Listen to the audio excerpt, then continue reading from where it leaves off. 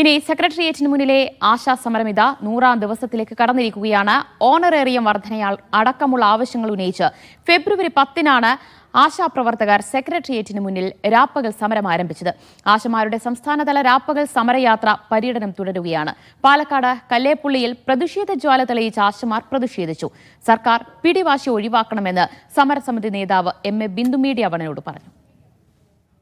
ആശാ വർക്കർമാരുടെ സമരം ഇന്ന് 100 ദിവസം തികയുകയാണ്. ആശാ വർക്കർമാർ സെക്രട്ടേറിയറ്റിന് മുൻപിലെ സമരം കൂടാതെ ഈ പൊതുജനങ്ങളെ കാര്യങ്ങൾ ബോധ്യപ്പെടുത്തുന്നതിനായി കാസർഗോഡ് മുതൽ തിരുവനന്തപുരം വരെ ഒരു യാത്ര നടത്തുന്നുണ്ട്. പാലക്കാടാണ് ഈ 100ാം ദിവസം യാത്ര എത്തി നിൽക്കുന്നത്. ഈ യാത്ര നയിക്കുന്ന എം.എ.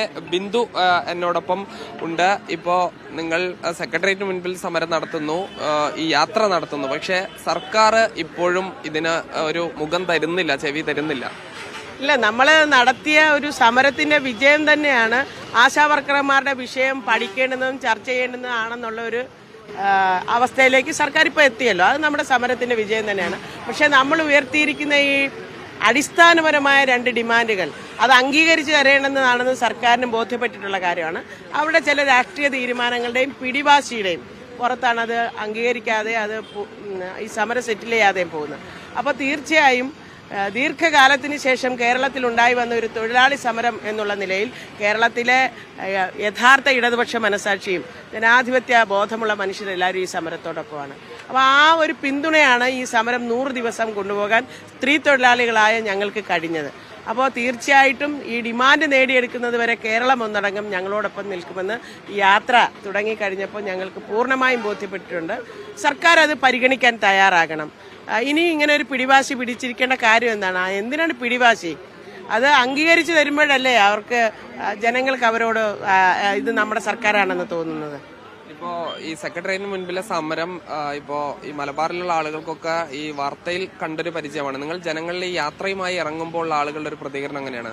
ഞങ്ങളെ അത്ഭുതപ്പെടുത്തിക്കൊണ്ടിരിക്കുന്ന പ്രതികരണമാണ് സത്യത്തിൽ. പ്രത്യേകിച്ചും വടക്കൻ കേരളത്തിൽ നിന്ന് നമ്മുടെ സമരപ്പന്തലിൽ ധാരാളം ആളുകൾ, സംഘടനകൾ, വ്യക്തികൾ എല്ലാവരും വന്നിരുന്നു.